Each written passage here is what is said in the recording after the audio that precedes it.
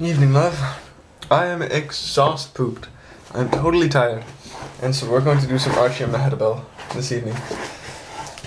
Okay, so where did we leave off? With military honours. And if Freddy Rat perishes, so we're at number 10. The Merry Flea. The high cost of living isn't so bad if you don't have to pay for it. I met the flea the other day who was grinning all over himself. Why so merry? Why so merry, little Bolshevik? I asked him. I have just come from a swell dog show. He said, I have been lunching off a dog that was worth at least $100 a pound. You should be ashamed to brag about it, I said, with so many insects and humans on the short rations in the world today. The public be damned, he said. I take my own where I find it. Those are bold words, I told him. I'm a bold person, he said, and bold words are fitting for me. It was only last Thursday I marched bravely into the zoo and bit a lion. What did he do? I asked. He lay there, and he took it, it said. The flea, what else could he do? He knew I had his number, and was little used to struggle. Someday, I said, even you will be conquered, terrible as you are. Who will do it? He said. The mastodons are dead. The mastodons are all dead, and I am not afraid anymore of any mere elephant. I asked him how about a microbe, and he turned pale as he thought over it. There's always some little thing that is too big for us. Every Goliath has his David, and so on ad infinitum. But what, said the flea, is the terror of the smallest microbe of all? He, I said, is afraid of a vacuum. What is there in a vacuum to make one afraid, said the flea. There is nothing in it, I said, and that is what makes one afraid to contemplate it. A person can't think of a place with nothing in it at all, without going nutty, and if he tries to think of that nothing as something after all, he gets nuttier you are. Too subtle for me, he said. I never took much stock in being scared by hypodermic propositions or hypothetical injections. I'm going to have dinner off man-eating tiger. If a vacuum gets me, I will try and send you word before the worst comes to the worst. Some people, I told him, inhabit a vacuum all their lives and never know it. Then he said it. Don't, what? I never know it. Then he said, it don't hurt them any. No, I said it don't, but it hurts people who have to associate with them. And with these words we parted each other feeling superior to the other, and it is not that feeling after all one of great desiderata of social intercourse. Number 11. Why Mehitabel jumped. Ooh, how long is this one? We're good. Well, boss, I saw Mehitabel the cat the other day, and she was looking a little thin and haggard, and a limp in the hind leg on the starboard side. Old feline animal, I said. How it tricks still in the ring, Archie, she said. And still a lady in spite of H-double-L, always jolly, Archie, she said, in spite of her hard luck. Toujours gay is the word. Archie, toujours gay. How did you get the game leg, Mehitabel, I asked her.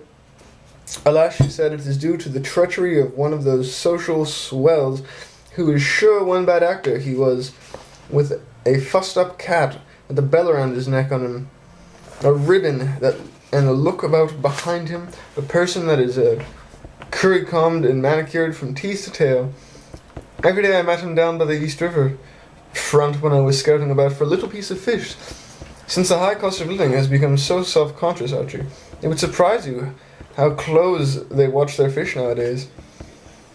But about the H-double-L, Archie, it is a cheerful heart that wins. I am never cast down for long. Kid, says this gilded feline to me, you look hungry, You look hungry. I am all that I says to him. I have a vacuum in my midst that is bigger than I am. I could eat a fish that ate Jonah, kid. He says, you have seen better days, I can tell from looking at you. Thanks, I said. What you say is at least half true. I have never seen any worse ones, and so, Archie, word led to another until the sleek villain practically abducted me. And I went with him on board a houseboat of which he was the pampered mascot. Such evidences of pomp and wealth, Archie, were there that you would not believe them if I told you of them. To you poor cockroach that you are, but these things were nothing to me, for I am a reincarnation of Cleopatra. Or... I told you long ago. You mean her soul transmigrated into a cat. Cat's body, I said. It is all one, Archie, said she. Have it your own way. Reincarnation or transmigration is the same to me. The point is, I used to be a queen in Egypt and would likely be one again. This place was furnished swell, Percy, I said. The furniture was fine and I could eat some of it if I saw a small meal. But there's honest to G-D food that eats Percy. What I crave is some cuisine for my stomach. Let us trifle with an open icebox. For a space, if one can be persuaded to divulge the scheme of its interior decoration. Follow me, said the Percy thing, and led me to a cabin in which I stood upon a table, which stood viands e. I have heard of tables groaning, Archie, but this one did not. It was too satisfied. It purred with contentment in an instant. I'd eaten a cold salmon, who seemed to be a toastmaster of the occasion. In whole scuttleful of chef d'oeuvres, what you mean is hors d'oeuvre, Mehitabel, I told her. What I mean is grub, she said. When in walked a person whom I should judge to be either a butler or the admiral of the fleet, or maybe both. This Percy creature who had led me on it was on the table eating with me. Well, what do you think he did? What would any gentleman friend with a spark of chivalry do? What but stand by, lady, this Percy does nothing of the kind, Archie. He immediately attacks me. Do you get me, Archie? He acts if I was a stray cat he did not know, and he was protecting his loving master's food from my onslaughts. I do not doubt he got praise, and I had another blue ribbon for his heroism. As for me, I got the boot, and I went overboard. They hit me on the limb with a bottle or an anchor or something. Nautical and hard. That, Archie, is why I limp, but toujours gay, Archie. What the H-double-L? I'm always merry and always ladylike. Mine, Archie, has been a romantic life, and I will tell you some more of my adventures. Ere long, well, au revoir. I suppose I will have to go and start a pogrom against some poor innocent little mouse. Just the same, I think. That Mehitabel's unsheltered life sometimes makes her a little sad. Alright, love. I apologize if that seems a little strange. This book has literally no punctuation.